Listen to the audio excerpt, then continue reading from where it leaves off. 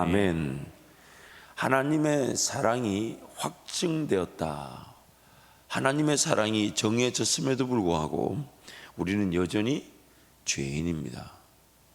무슨 얘기냐면 하나님 우리에게 그 사랑을 다 주셨다 하는데 우리가 그 사랑을 제대로 누리지를 못한다는 거죠. 이 죄인됨의 상태가 그 사랑이 뭔지를 알지를 못하고 그 사랑이 얼마나 귀한지를 전혀 감각이 없으며 그 사랑이 얼마나 높고 위대한지를 심지어 그것에 더 뭔가 필요하거나 뭔가 주어져야 되나 뭔가 있어야 되는 것이 아닌데 이미 하나님은 다 주셨는데 우리가 죄인이다 보니까 여전히 연약하다 보니까 여전히 죄인된 상태에 있다 보니까 여전히 하나님과 원수된 관계에 있다 보니까 그 하나님께서 사랑을 이미 이것보다 더 사랑하실 수 없는 그 사랑을 완성하셨는데 우리가 그것을 모르고 발견하지 못하고 관심이 없고 또 맛을 보지 못하더라는 겁니다. 심지어 누렸다고 하면서도 그 사랑에 자꾸만 잊어버리죠. 여러분 한번 생각해 보세요. 하나님 베푸시는 은혜가 있습니까 없습니까? 이 새벽에 달려 나올 정도면 지난날의 내 삶에 하나님의 은혜를 모르지 않습니다. 하나님 은혜를 알지만 막상 눈앞에 다른 문제나 어려움을 당해보세요. 옛날에 이 하나님의 은혜가 왜 그렇게 쉽게 잊어버리는지 몰라요. 이렇게 생각하면 간단하잖아요. 그때도 하나님이 나를 지켜주셨고 그때도 나를 하나님이 보호해 주셨으니까 지금도 나를 보호하신다. 말은 이렇게 하지만 막상 그 어려움을 당하면 그 문제와 어려움이 온데간데 없어야 되는데 주님의 능력과 그 사랑이 온데간데 없어져 버립니다. 성경이 이렇게 말합니다. 우리는 아직 연약합니다. 우리는 아직 죄인입니다. 우리는 아직 하나님과 원수됨의 자리에 있습니다.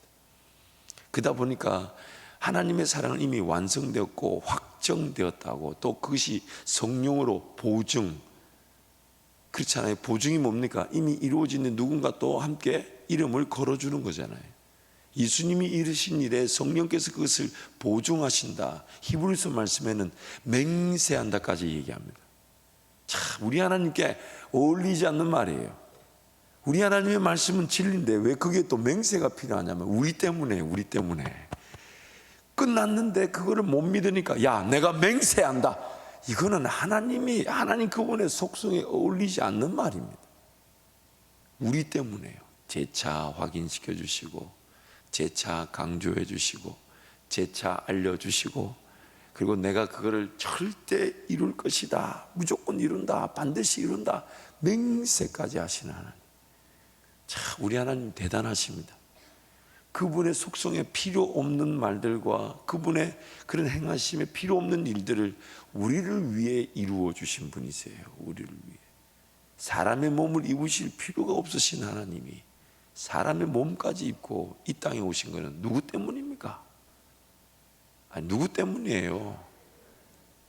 우리 때문이 아니고 나 때문이에요. 나 때문에. 또 나 때문이라니까 목사 때문이 아니고. 내용을 좀 이어서 가면요, 하나님의 자기 백성들이 아직 연약할 때, 아직 재현되었을 때, 아직 원수되었을 때임에도 하나님께서는 그리스도를 통한 하나님의 사랑을 확증하셨습니다.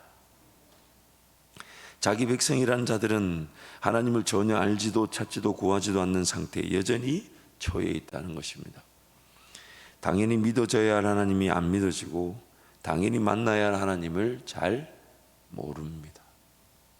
여전히 모릅니다. 그래서 어제 우리 주일 말씀에 그런 우리 상태가 어떤 상태라고요?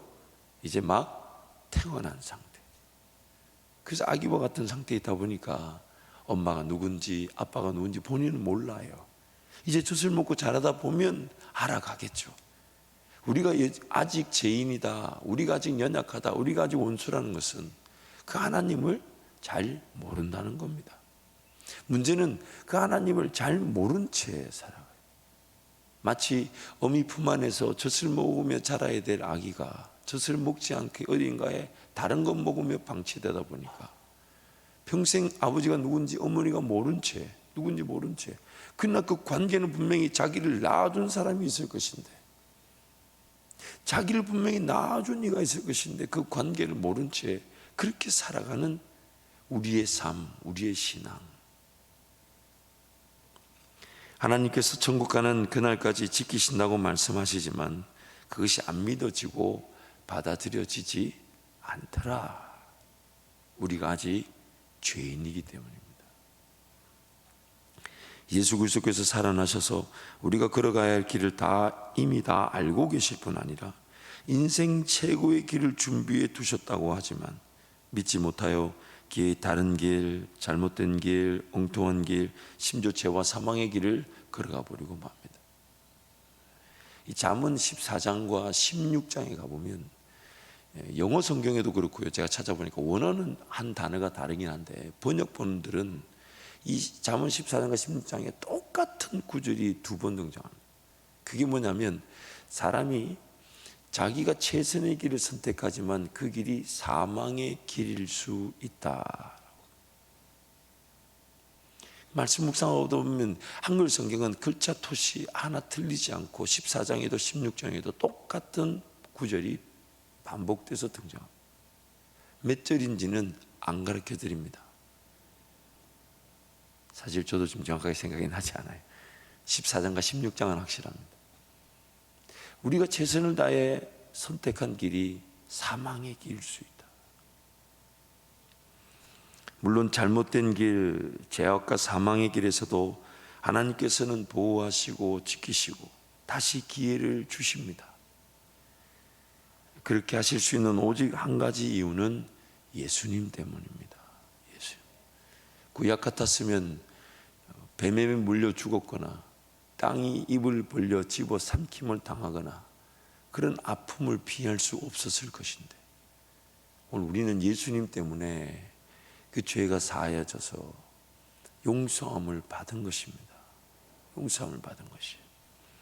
하나님의 목적에 따른 삶임을 인식하지 못하는 인생들에게 하나님의 목적 그리고 사명을 인식할 수 있도록 은혜를 베푸십니다. 올바른 길, 즉 하나님께 영광이 되면서 인생이 자유하고 행복할 길을 가르쳐 주시기 위해 삶의 모든 것들을 주관하십니다. 죄를 짓고 심지어 사망의 길을 걸어가고 쓰러지고 넘어져도 하나님이 구원하시고 붙잡아 주시고, 그 이유가 뭡니까? 다시 기회를 주시는 거죠. 다시 인내해 주시는 거죠. 다시 자비하시는 거죠. 다시 노하기를 더디하시는 거죠. 어떻게든 그를 통해 하나님이 영광을 받으시도록, 어떻게든 나를 통해 하나님 그분의 이름이 높아질 수 있도록. 그래서 예수 그리스도를 통해 우리를 그렇게 붙들고 계신 것인데 우리는 자꾸만 그 은혜의 길에서 하나님을 기뻐하고 하나님을 즐거워하는 길을 사모하기보다는 자꾸만 그런 내버려진 채, 죄와 사망의 길인 줄 모른 채, 잘못된 길인 줄 모른 채 그렇게 길을 걸어갈 수가 있다는 것입니다. 그래서 하나님은 자꾸만 그 은혜를 베푸셔서, 여러분 다음에 제가 좀 더 말씀을 정리해야 되지만은 살아가면 살아갈수록 느끼는 게 뭐냐면 내 죄의 문제 때문에 하나님의 은혜가 좌지우지 되지 않는다는 게 너무 감사한 일이에요. 너무 감사한. 심지어 하나님은 그 죄를 꼬집는 것으로 고치는 그런 하나님이 아니시라 그냥 은혜를 베풀어 주시는 것으로 그 은혜에 감사해서 죄를 멀리하도록 만들어 주시는 분이세요. 물론 그것이 자칫 잘못하면 우리에게는 많은 시간이 끌어지게 되죠. 엄청난 인내가, 또 하나님의 인내가 필요하겠지만 그럼에도 불구하고 그것이 더 영광의 가치가 되는 거예요. 뭔가 지적하고 뭔가 고치는 일, 그것도 분명히 사람의 어떤 발달 단계나 성장 단계나 수준에 따라 하나님과의 그 관계적 수준에서 사랑의 언어로 들려질 때가 있지만, 그러나 그가 고치지 못하는데 지적하시는 분이 하나님이 아니세요. 그가 지적하는 것으로 바뀔 수 없는데 지적하시는 분이 아니세요. 물론 어떤 장성한 신앙의 정도에서는 그에게도 그 하나님의 지적하는 것이 굉장한 사랑의 은혜로 느껴지고 성령 하나님을 의지함으로 그 지적이 고침을 받는 기회가 있을 수도 있습니다. 그러나 하나님은 그 지적이 그거로 하여금 그가 감당할 수 없는, 즉 고쳐질 수 없는 부분이라면 무조건 감사 하나 주시고 무조건 인내하지만, 그러나 성장의 그런 기로에 있는 저와 여러분은 그런 바람이 있어야 돼요. 하나님, 그냥 덮어지지만 않게 하여 주시고 찔러 쪼개져서 펼쳐지고, 그래서 그 상처와 그 아픔이 하나님의 즉각적인 치료가 될 수 있도록, 내가 아직은 그런 성장 단계에 있지 않아서 하나님 나에게 이렇게 지적하시면 내가 그걸 못 알아들어 아파서 그냥 뒹굴뒹굴 거릴까봐 하나님 나를 품어주신다면 그 은혜도 감사하지만, 그러나 저와 여러분이 바라야 되는 게 뭡니까? 좀 아파도, 좀 힘들어도 하나님 나를 찔러 쪼개어서 펼쳐내 주셔서 치료가 되게 해 주십시오. 이게 오늘 우리의 은혜지. 그냥 품어지는 거. 여러분, 직장 생활이나 어떤 공동체 생활을 하다 보면 그럴 때가 있잖아요. 이렇게 얘기한 거죠. 아직은 잘 못 알아들어.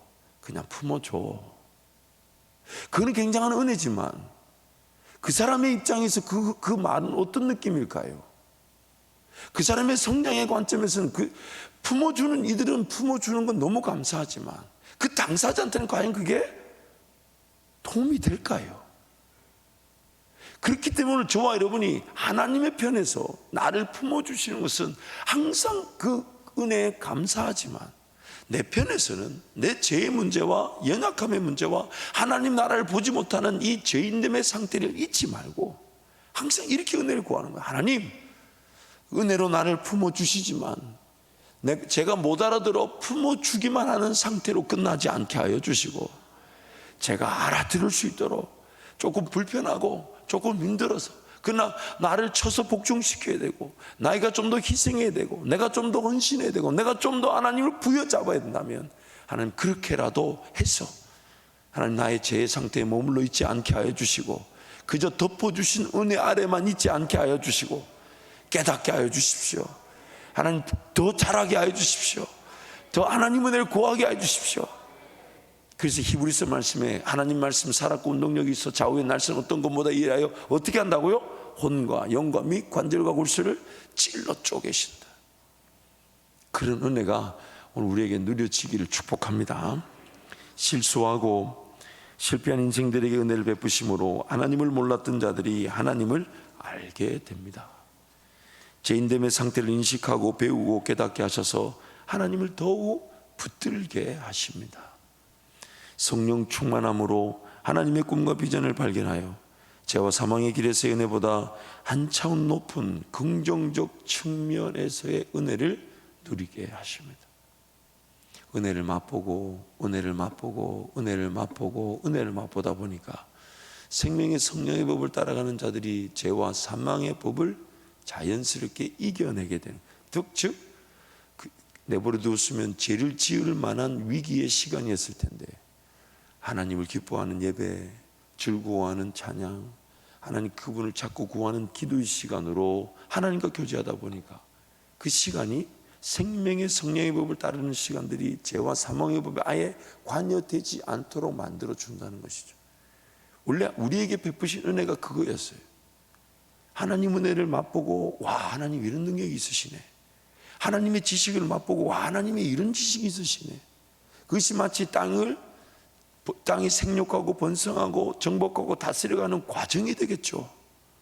하나님 그분의 지식과 지혜와 인도하심으로 어떤 개간이 필요한 곳에, 경작이 필요한 곳에, 뭔가 심어야 되는 곳에, 뭔가 열매를 맛보는 곳에 그 열매를 따서 다시 심는 일에 저와 여러분이 그 하나님 나라를 확장시켜 나가는 그 은혜를 누리게 되는 것, 그게 원래 창조의 원형입니다.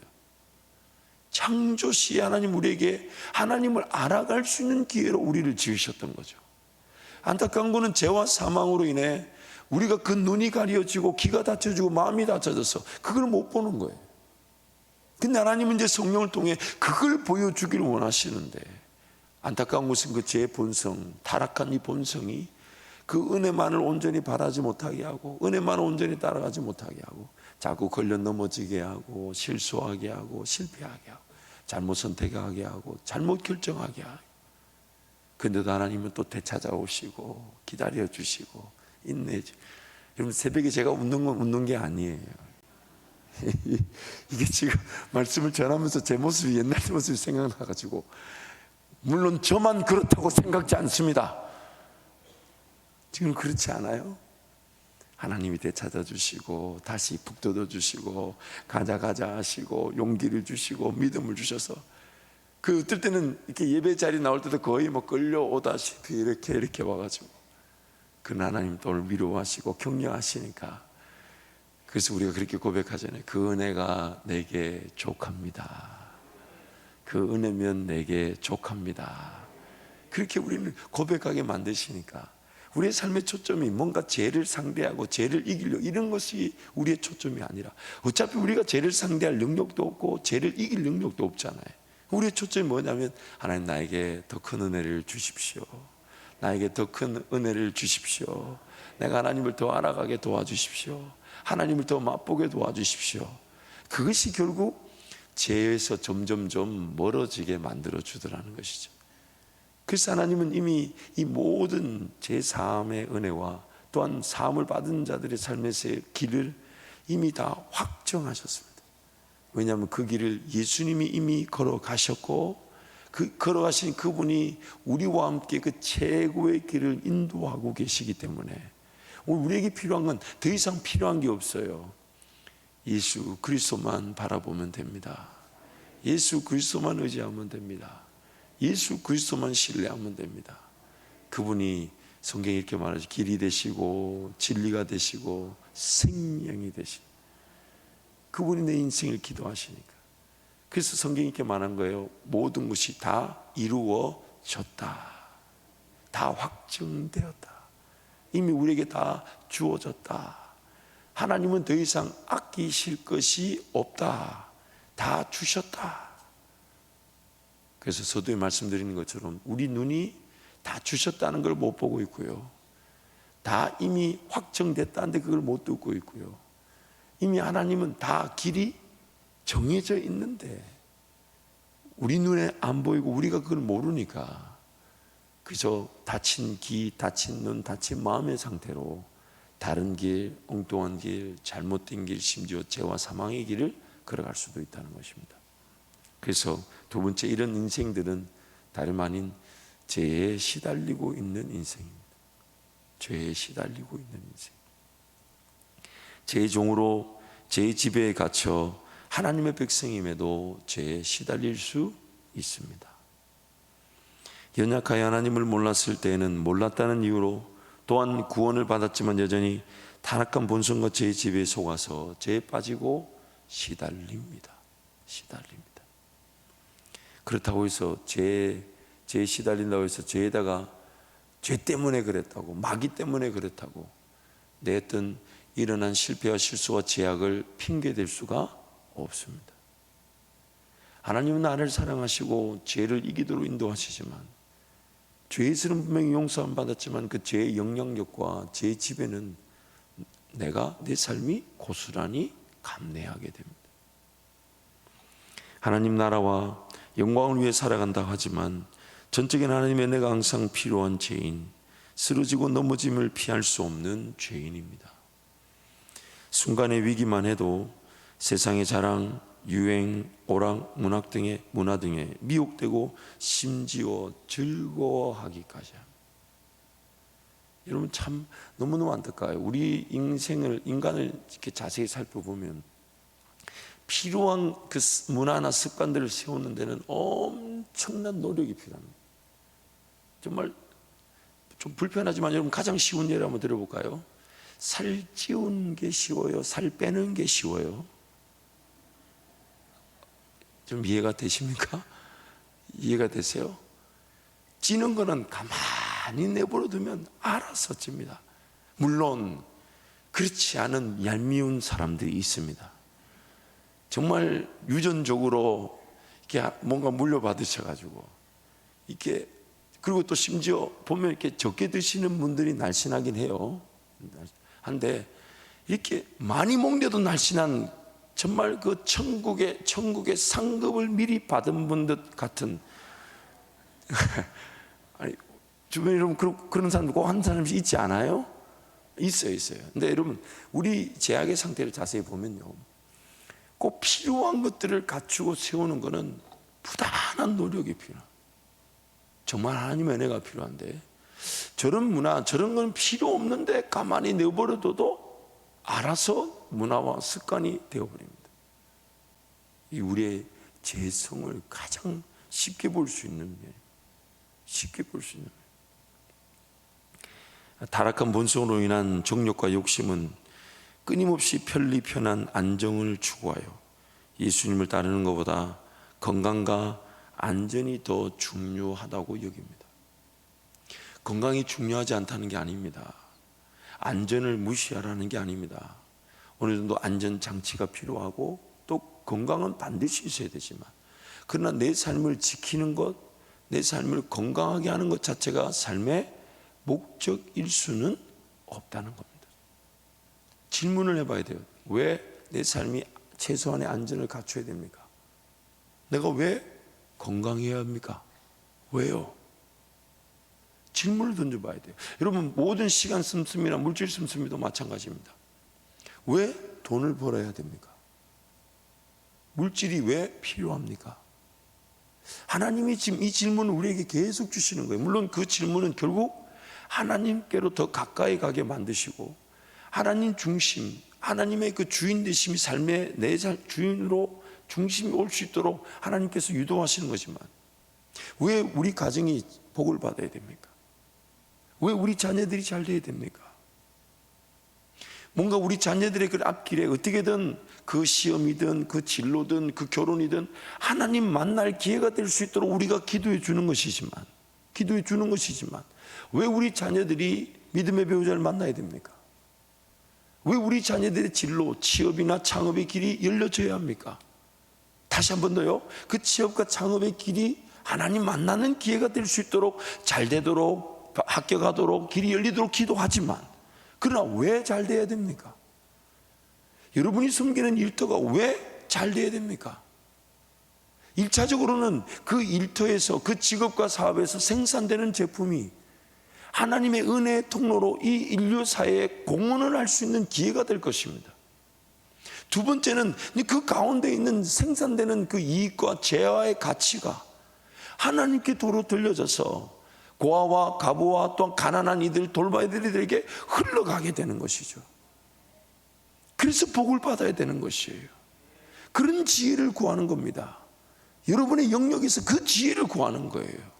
무슨 일을 하든지 간에 그 영역은 지금 하나님이 우리를 세우신 자리입니다. 브라더 로렌스라는 그런 형제가 어시키한 신앙의 고백들로 많은 영향력을 끼치고 있는데, 그 브라더 로렌스의 역할은 그 수도원에서, 주방에서 설거지하는 것에서부터 사역을 시작했습니다. 근데 그의 고백이 뭐냐면, 하나님, 내가 오늘 하는 이 설거지를 통해 하나님의 역사가, 일이, 지혜가 나타나기를 원합니다. 내가 하는 이 그릇을 닦는 이 일로 우리 공동체가 더 힘을 얻었으면 좋겠습니다. 공동체가 더 그 역량과 영향력을 발휘했으면 좋겠습니다. 그게 그의 일상의 기도였습니다. 저와 여러분이 서 있는 삶의 자리는 하나님이 나를 위해 허락하신 최고의 자리입니다.